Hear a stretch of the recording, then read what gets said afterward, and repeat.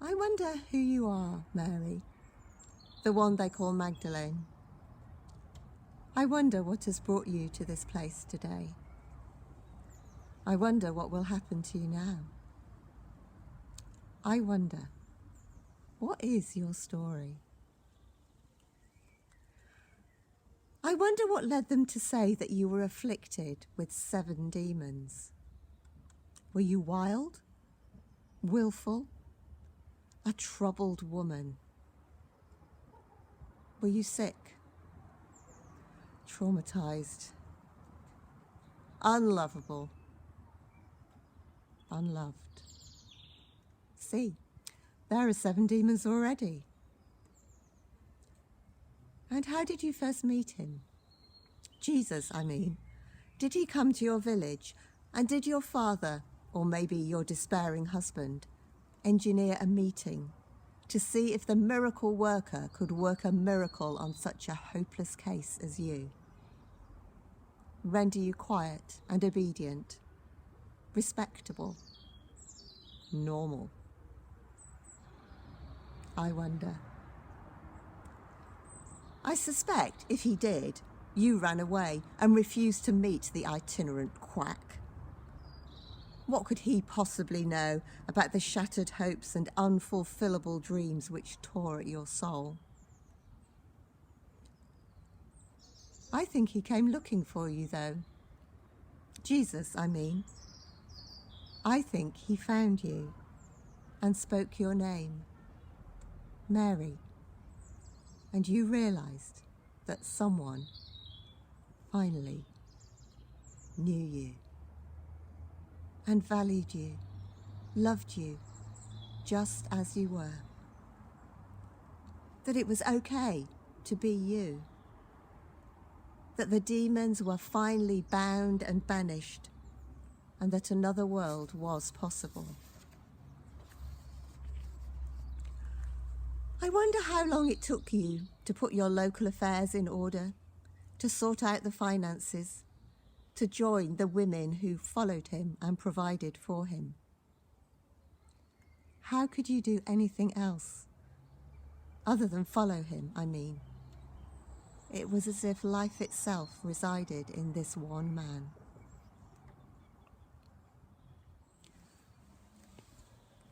I wonder how you were changed, walking with him, listening to him, serving him, being part of the great adventure.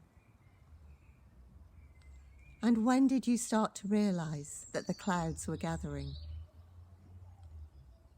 When he turned his face towards Jerusalem, did you sense a drop in the temperature?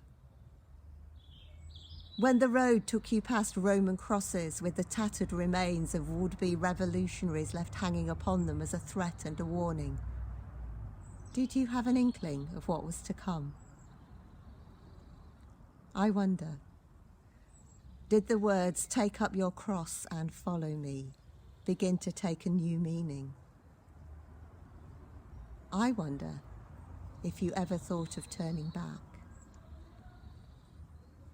Maybe you did. Maybe that was where your personal battle was fought. Way before Judas and Peter had to make their choices, had you already made yours? Already resolved that come what may, you would stay? That if you could do nothing else, that you would provide for him in death as you had in life? You would anoint his body and lay him to rest? That the love that had overflowed from him to give you new life would overflow back to him in his death? I wonder. You see, I have wondered how you found the strength to wait at the foot of the cross, to see the agony, to feel so helpless, and yet to stay. I have wondered how you kept going when John had taken Jesus' mother home and the rest of you were left abandoned on the rubbish tip. How you found what was necessary to go to the garden to see where Jesus' body was buried. how you found the spices to anoint him. In Jerusalem? On the Sabbath? Were they already there in your meagre luggage? How long had you been preparing to say goodbye? No wonder grief was piled upon grief when you could not even find the body. When all you could say was, "I do not know where they have laid him." When it seemed that all the demons had returned at once. When it seemed that hope was finally, irretrievably shattered. And then a single word. Mary. Death defeated.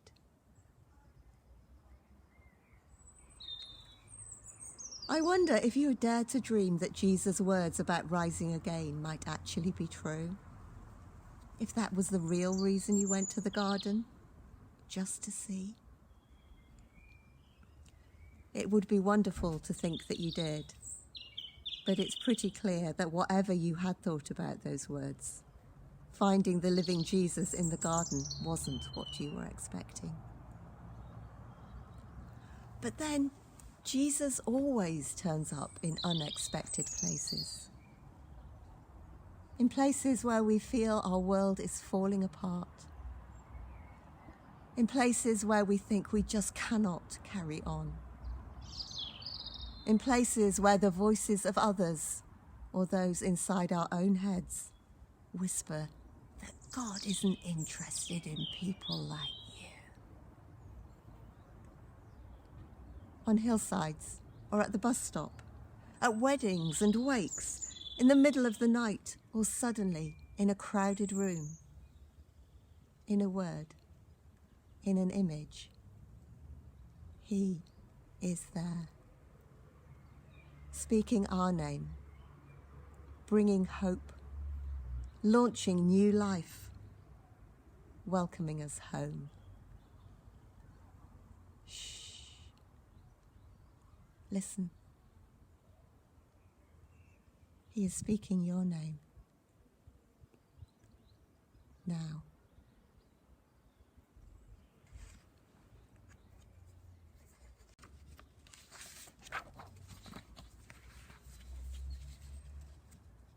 Awaken me, Lord, to your light. Open my eyes to your presence. Awaken me, Lord, to your love. Open my heart to your indwelling. Awaken me, Lord, to your life. Open my mind to your abiding. Awaken me, Lord, to your purpose. Open my will to your guiding. Amen.